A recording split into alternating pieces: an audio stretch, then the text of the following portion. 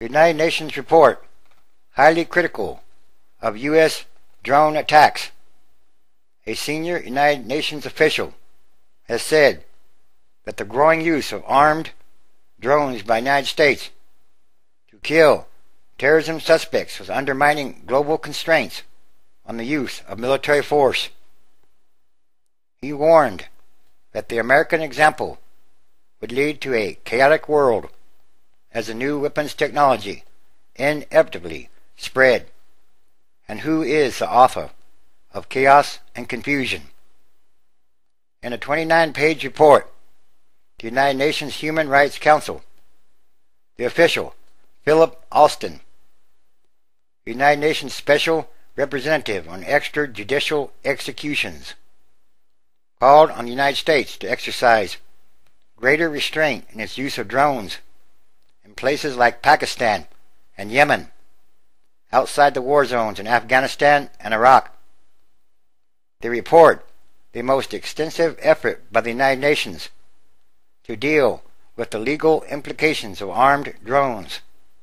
Also proposed a summit meeting of key military powers to clarify legal limits on such killings. In some kind of way, this goes with nuclear disarmament. In an interview, Mr. Alston said the United States appeared to think that it was facing a unique threat from transnational terrorist networks that justified its effort to put forward legal justifications that would make the rules as flexible as possible.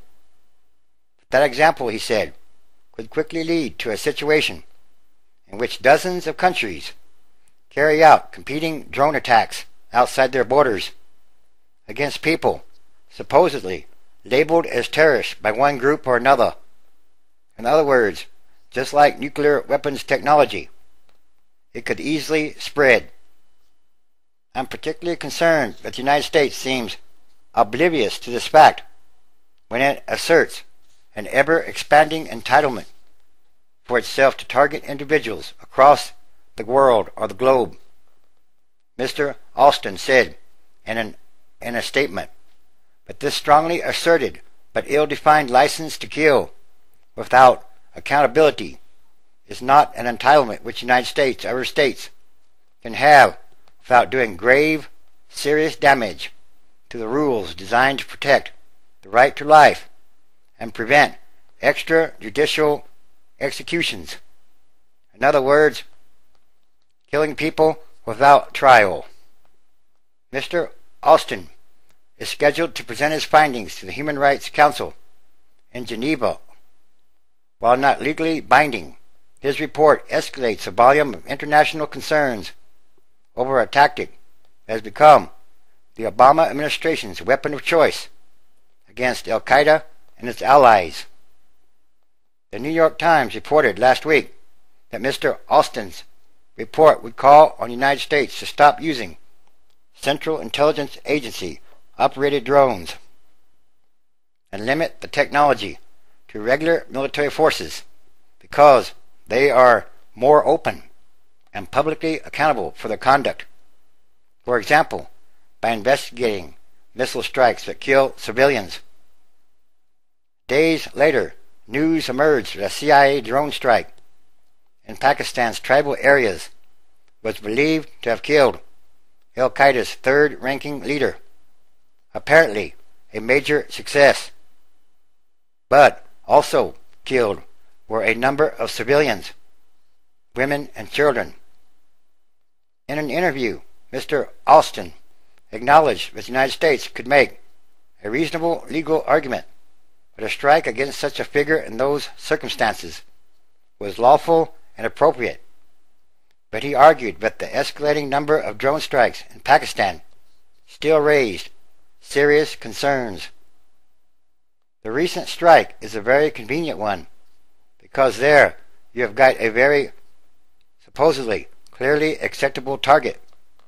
But we're not told who the other strikes are against and what efforts are being made to comply with the rules, he said.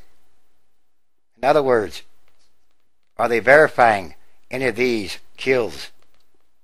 The report calls on nations like Pakistan to publicly disclose the scope and limits of any permission granted for drone strikes on their territories. It also calls on drone operators like the United States to disclose the legal justification for such killings or executions, the criteria and safeguards used when selecting targets, and the process for investigating attacks that kill civilians. Or would they say that it doesn't matter? A White House spokesman declined to comment on the report, but pointed to a speech in March by a State Department legal advisor that partly outlined the Obama administration's legal rationale. The advisor said the United States obeyed legal limits on the use of force when selecting targets, and defended drone killings as lawful because of the ongoing, continuing armed conflict with Al-Qaeda, and because of the nation's right to self-defense. But where do you draw the line? A state that is engaged in an armed conflict or in legitimate self-defense is not required to provide targets with legal process before the state may use lethal force. Our procedures and practices for identifying lawful targets are extremely robust, and advanced technologies have helped to make our targeting even more precise, or so they say. The United Nations report agrees that drone killings can be lawful in battlefield combat, but it says that the United States is stretching the limits of who can be lawful targets. In other words, where does this end? Or is this crossing the line in some kind of ways?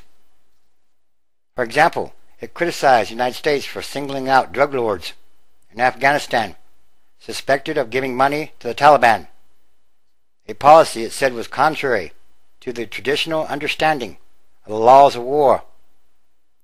It also said terrorism financiers, propagandists, and others who are not fighters should face criminal prosecution, not killing or summary killing.